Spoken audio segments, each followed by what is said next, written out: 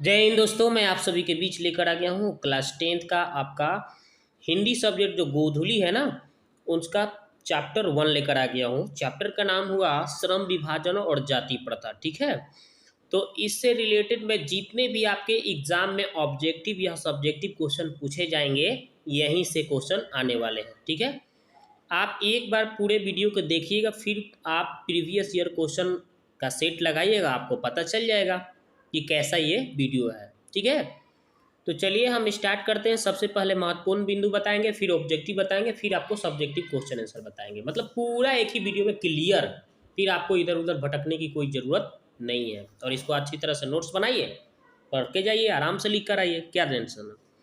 तो ये देखिए, ये पहला चैप्टर है। ठीक है, इसी तरह से मैं पूरे बुक का एकदम आपको चैप्टर वाइज नोट्स दे दूंगा। ठीक है, और पूरा वीडियो आप एक बार सोने से पहले सुनिए, आराम से याद हो जाएगा। ठीक है, मैंने ऐसे आपको वर्णिका का पूरा कंप्लीट करा दिया है, जाके प्ले लिस्ट में देख लीजिएगा। ठीक है, तो चलिए स्टार्ट करते हैं। सबसे पहले महत्वपूर्ण बिंदु जो बोला गया है, श्रम विभाजन और जाति प्रथा के लेखक कौन है? तो डॉक्टर भीमराव अम्बेडकर का नाम सुने हैं, वही हैं भीमराव अम्बेडकर। भीमराव अम्बेडकर का जन्म कब हुआ था? तो 14 अप्रैल 1891 ईस्वी में। कहाँ पे जी? तो महू मध्य प्रदेश के एक दलित परिवार में हुआ था। ओके, आगे देखिए, इन्होंने कुछ उच्च शिक्षा कहाँ पे? न्यूयॉर्क यानी कि अमेरिका और लंदन से भी प्राप्त किया है। इनके चिंतन एवं रचनात्मकता के मुख्यतः 3 प्रेरक व्यक्ति थे, जिनका नाम है बुद्ध, कबीर, ज्योतिबा फुले। ये काफ़ी बार ऑब्जेक्टिव में पूछा जा चुका है। आगे देखिए, भारत के संविधान के निर्माणकर्ता, माने भारत के संविधान के निर्माण के रूप में अगर देखा जाए तो कौन है? भीमराव अम्बेडकर। भीमराव अम्बेडकर का निधन यानी कि मृत्यु कब हुआ था?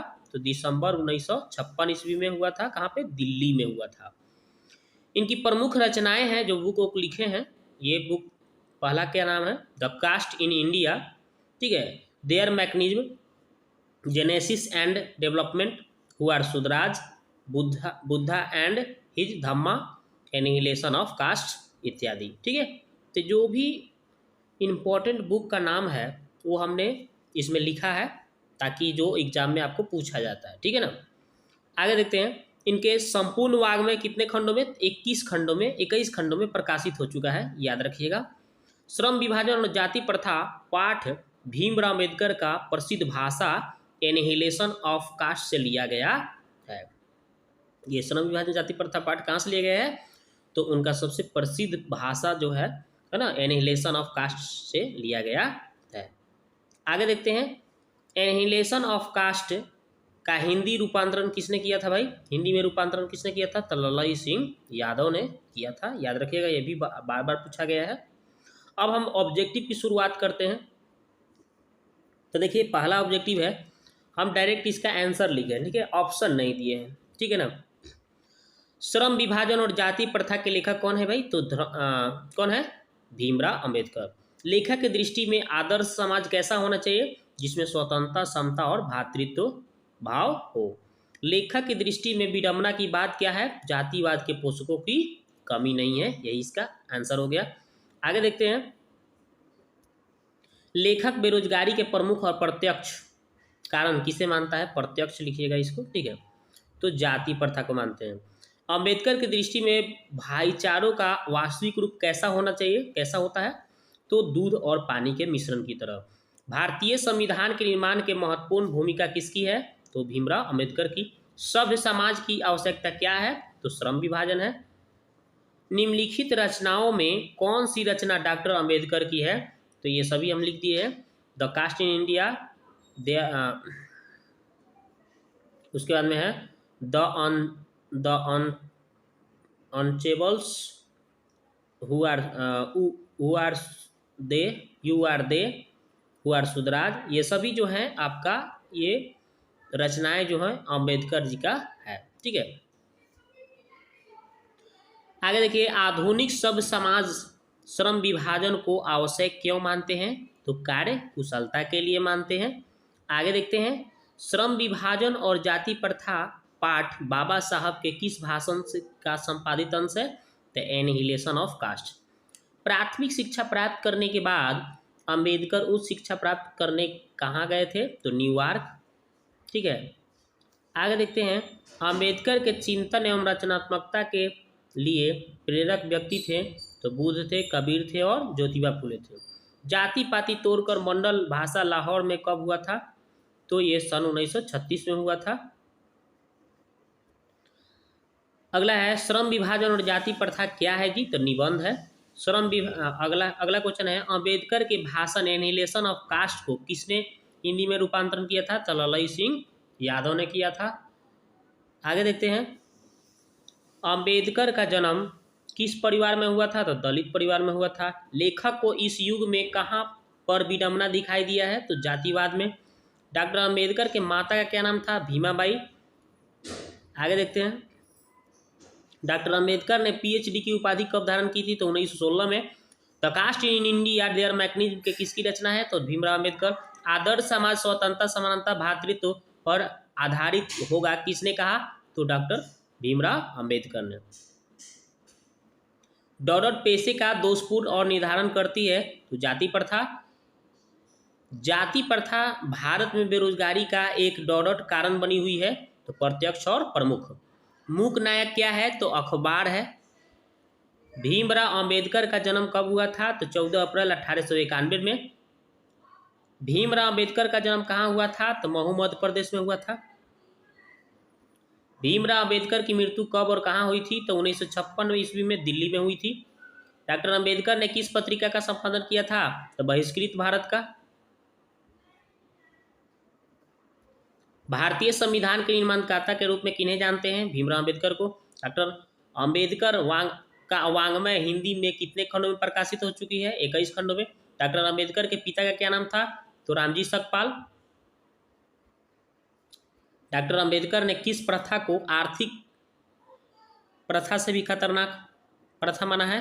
तो जाति प्रथा को। ठीक है, तो इसका आंसर हो गया दोस्तों। ठीक, तो आप देखते हैं दोस्तों, अब इसका प्रश्न उत्तर हम लोग देखते हैं। तो देखिए पहला प्रश्न यहाँ पे बताया गया है कि लेखक किस विडंबना की बात करते हैं और विडंबना का स्वरूप क्या है? तो इसका आंसर बहुत ही प्यारा सा है। लेखक के लिए विडंबना की बात यह है कि इस आधुनिक युग में भी जातिवाद के पोषकों की कमी नहीं है। विडंबना का स्वरूप यह है कि जातिवाद के पोषक। ठीक है, अगला क्वेश्चन है जातिवाद के पोषक उसके पक्ष में क्या तर्क देते हैं? तो इसका आंसर है जातिवाद के पोषक इस आधुनिक समाज में कार्य कुशलता के लिए श्रम विभाजन को आवश्यक मानते हैं और कहते हैं कि जाति प्रथा श्रम विभाजन का ही दूसरा रूप है, इसमें कोई बुराई नहीं है। अगला क्वेश्चन देखते हैं जातिवाद के पक्ष में दिए गए तर्कों पर लेखक की प्रमुख आपत्तियां क्या है? तो इसका आंसर है जातिवाद के पक्ष में दिए गए तर्कों पर लेखक की प्रमुख आपत्तियां यह है कि जाति प्रथा श्रम विभाजन के साथ साथ लोगों का भी विभाजन करती है। श्रम विभाजन निश्चय ही सभ्य समाज की आवश्यकता है, परंतु किसी सभ्य समाज में कार्य के साथ साथ लोगों का भी विभाजन सही नहीं है। अगला क्वेश्चन है जाति भारतीय समाज में श्रम विभाजन का स्वाभाविक रूप क्यों नहीं कही जा सकती? तो इसका आंसर है भारत की जाति प्रथा की एक और विशेषता यह है कि श्रमिकों का अस्वाभाविक विभाजन नहीं करती, बल्कि श्रमिकों का एक दूसरे के ऊंच नीच को दर्शाया है, जो विश्व में किसी समाज में नहीं पाया जाता है।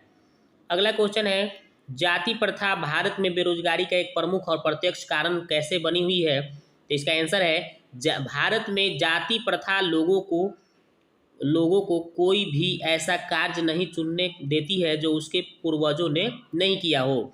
लोग अपने पूर्वजों का ही कार्य चुनते हैं, जिसके कारण जाति प्रथा भारत में बेरोजगारी का प्रमुख और प्रत्यक्ष कारण बनी हुई है। अगला क्वेश्चन है लेखक आज के उद्योगों में गरीबी और उत्पीड़न से भी बड़ी समस्या किसे मानते हैं और क्यों? लेखक गरीबी और उत्पीड़न से भी बड़ी समस्या जाति प्रथा को मानते हैं, क्योंकि जाति प्रथा लोगों का उनके स्वभाव के अनुसार उनके कार्य चुनने की अनुमति नहीं देती है। अगला क्वेश्चन है, लेखक ने पाठ में किन प्रमुख पहलुओं से जाति प्रथा को एक हानिकारक प्रथा के रूप में दिखाया है?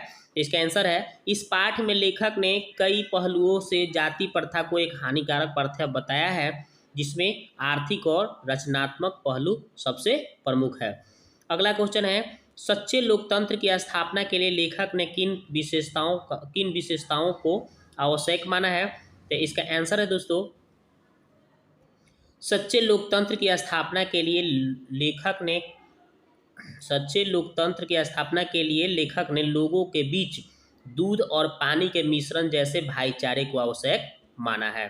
तो बस ये यहाँ टोटल आपका चैप्टर कंप्लीट हुआ।